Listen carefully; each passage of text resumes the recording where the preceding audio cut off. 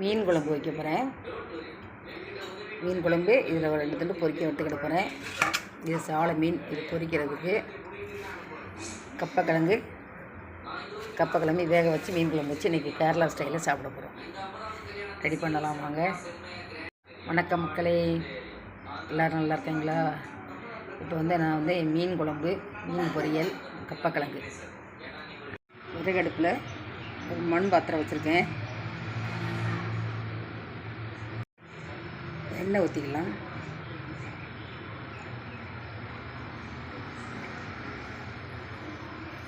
மழை நேரத்தில் மண் பாத்திரத்தில் வச்சா ரொம்ப நல்லாயிருக்கும். விறகடுப்பு வச்சு சூடு நிற்கும்.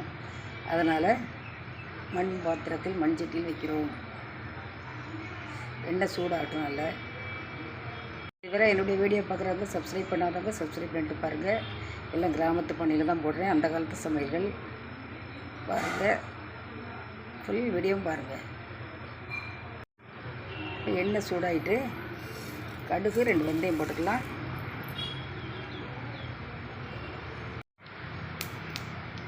கடுகு நல்லா பொரியட்டும். உளுந்தம்பருப்புலாம் இப்போ சேர்க்கக்கூடாது. 2 தான் தப்பு இல்லை. வெறும் கடுகு வெந்தயம் மட்டும்தான் போடணும். இப்போ சின்ன வெங்காயம் கட் பண்ணி வச்சுக்கிறேன். பார்த்துக்கலாம். பல்லாரி வெங்காயத்தோட சின்ன வெங்காயம் தான் நல்லது. நல்லா வதக்கிடலாம். ரொம்ப வதக்கணுங்கிறதுல பாதி அளவு நல்லா வதக்கணும். சின்ன வெங்காயத்தில் தான் சத்து நிறைய இருக்குது. நம்மளுக்கு நல்ல ஹெல்த்து கொடுக்கக்கூடியது அதுதான். ஆரோக்கியமாக இருக்கும். பல்லாரி வெங்காயத்தில் அவ்வளோ தூரம் கிடையாது. எல்லாத்துக்குமே நீங்கள் சின்ன வெங்காயம், சாம்பார் வெங்காயம் செய்யறதுக்கு ரொம்ப நல்லதானா. பாதி அளவு வேகட்டும். கண்ணாடி பழத்தில் இன்னும் கொஞ்சம் வேகட்டும். இதில் கருவேப்பிலை கலந்துக்கலாம்.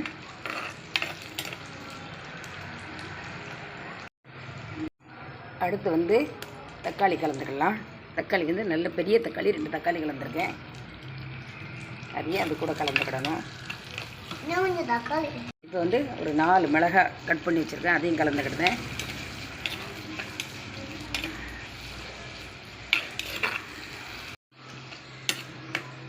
கொஞ்சம் நல்லா கலந்துக்கிடும்.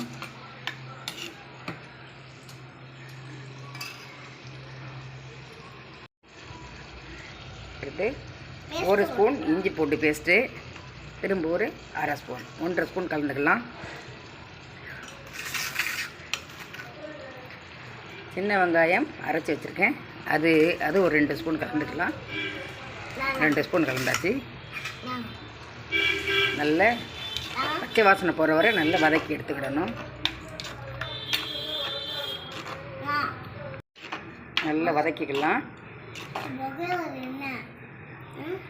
இதில் 1 ஸ்பூன், சின்ன ஸ்பூனுக்கு 1 ஸ்பூன் மஞ்சள் பொடி, காரப்பொடி 1.5 spoon, 1/2 spoon Kashmiri chilli powder போட்டிருக்கேன். 2 ஸ்பூன் மல்லி, மிளகு, சீரகம் வறுத்து போட்டது எல்லாத்தையும் கலந்துக்கிடலாம்.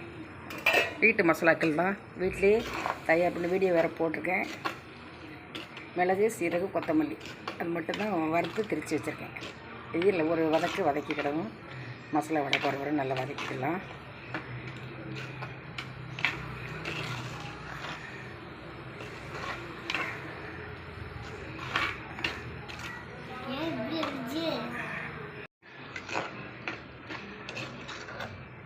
நல்லா வதக்கிக்கிடணும்.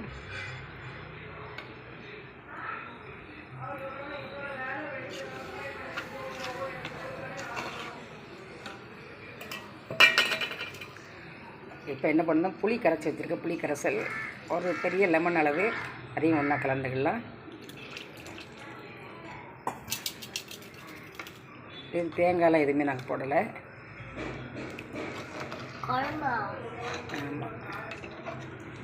ஆமாம், மீன் குழம்பு. ஆமாம், கொதிக்கணும். கொதிச்சதுக்கப்புறம் தான் போடணும். கொதிக்கட்டும். நல்ல தேவையான தண்ணீர் கொஞ்சம் ஊற்றிக்கலாம்.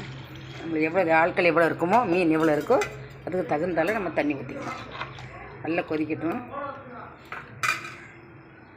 தேவையான அளவு கல் உப்பு கலந்துக்கலாம். இது மாங்காய் கிளிமூக்கு மாங்காய் கட் பண்ணி வச்சுருக்கேன். ஒரு 6 பீஸ், அதையும் கலந்துக்கிடுவேன். மாங்காய் போட்டால் ரொம்ப டேஸ்ட்டாக இருக்கும் மீன் குழம்புக்கு. சிறிது முழுசாக இருக்கிற அப்படி கருவேப்பிலை ஒரு இதழ் 2 மல்லி இலையும் போட்டாச்சு. நம்ம மூடி வச்சிடலாம். நல்லா கொதிக்க ஆரம்பிக்க, நல்லா கொதிக்கட்டும். குழம்பு நல்லா கொதிச்சுட்டு இப்போ வந்து மீனை கலந்துடலாம்.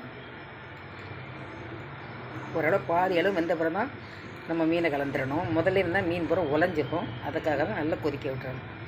இப்போ மீனை எல்லாத்தையும் ஒன்று ஒன்றா இறக்கிடலாம்.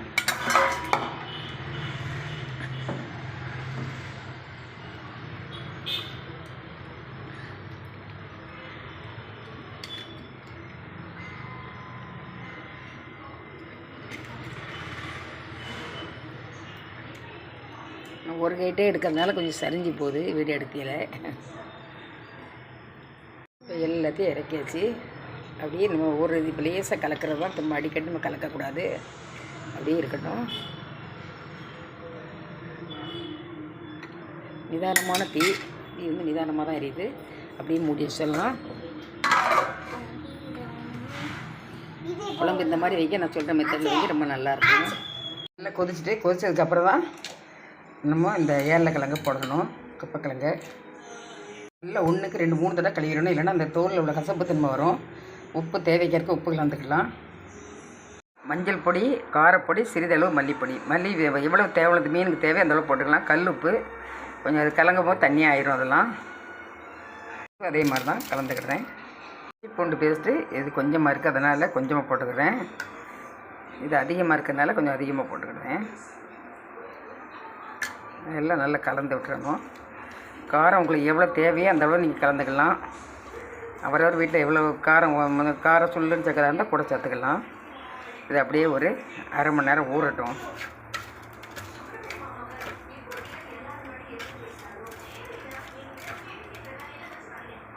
நல்லா கொதிக்கணும். அந்த கொஞ்சம் குழைய வர்ற மாதிரி இருக்கணும்.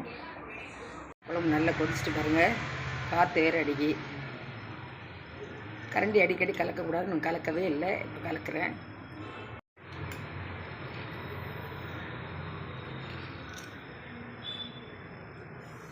ஒரு ட்ரிப் கலக்கினாலே போதும். நல்லா கொதிக்கட்டும்.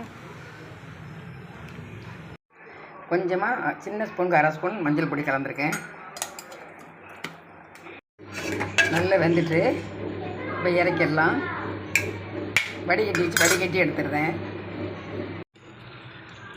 குழம்பு ரெடி ஆகிடுச்சு பாருங்கள். உலையாமல் இப்படி எடுத்து அப்படி வச்சுக்கணும்.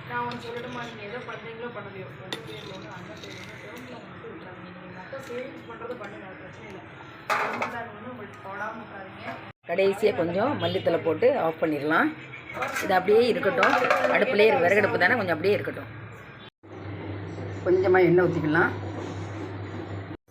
கடுகு உளுந்தம்பருப்பு போட்டுக்கலாம். கொஞ்சம் காயப்பொடி கலந்துக்கலாம். இதில் கருவேப்பிலை கலந்துக்கலாம்.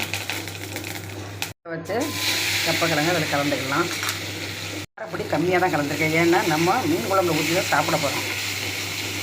மீன் குழம்பு இதை ஊற்றி சாப்பிட போகிறோம். அதனால் காரம் கம்மியாக தான் கலந்துருக்கேன். ஒரு பெரட்டினாலும் போதும். ஆஃப் பண்ணிடலாம். கப்பக்கிழங்கு பொரிச்சு எடுத்து வேறு பாத்திரத்தில் மாற்றிட்டேன். அப்புறம் மிளகு, சீரகம், காயம், பூடு, புளி, காஞ்ச வத்தல், கொத்தமல்லி, கருவேப்பிலை, மல்லித்தலை, புதினா 2 இலை, ஒரு தக்காளி இதை மிக்சியில் போட்டு ஒரு சுற்றி எடுத்துடுறேன். ஊற்றிருக்கேன். கடுகு, உளுந்தம்பருப்பு, வெந்தயம், காய்பொடி, காஞ்ச வத்தல், இதெல்லாம் கருவேப்பிலை, இதெல்லாம் அரைச்சி வச்சுருக்கேன்ல அந்த மிளகு, சீரகம், தக்காளி இதை தேவையோ அந்தளவு தண்ணி ஊற்றிக்கலாம். அளவு தண்ணீர் ஊற்றியாச்சு. கொஞ்சம் மஞ்சள் பொடி போட்டுக்கலாம். கொதிக்க விடாமல் கிண்டிக்கிட்டே இருக்கணும். கருவேப்பிலை, மல்லி இலையெல்லாம் சிறிதளவு போட்டுடணும். அப்போ தான் அந்த சூட்டில் பட்டு கொஞ்சம் நல்ல வாசனை வரும். நுரை கூட்டி வருது. நுரை கூட்டி வரமே ஆஃப் பண்ணிடலாம். கொதிக்க விடாமல் ஆஃப் பண்ணிடணும். கொதிக்க விடாமல் ஆஃப் பண்ணிடலாம். நான் உப்பு போட்டு கலந்து மூடி வச்சிடலாம். வேறு பாத்திரத்தில் மாற்றிடுறேன். விறகடுப்பில் வச்சு தோசைக்கல்லை வச்சு பொரிச்சு எடுக்கும். இதுதான் ஒரு பள்ளமாக இருக்குது. அதனால் அது எண்ணெய் பூரா தெளிஞ்ச சைடாகவே இறங்கி இருக்குது. அடுப்பு வந்து தெரிஞ்ச அடுப்பாக இருக்கிறதுனால அப்படி இறங்கி வந்துருக்கு. மாற்றி போட்டுக்கலாம். துண்டு மீன் அதோட சேர்த்து அதில் வச்சுருக்கு. நிதானமான சூட்டில் வச்சு பொரிச்சு எடுத்துடலாம். ரொம்ப தெரியுது.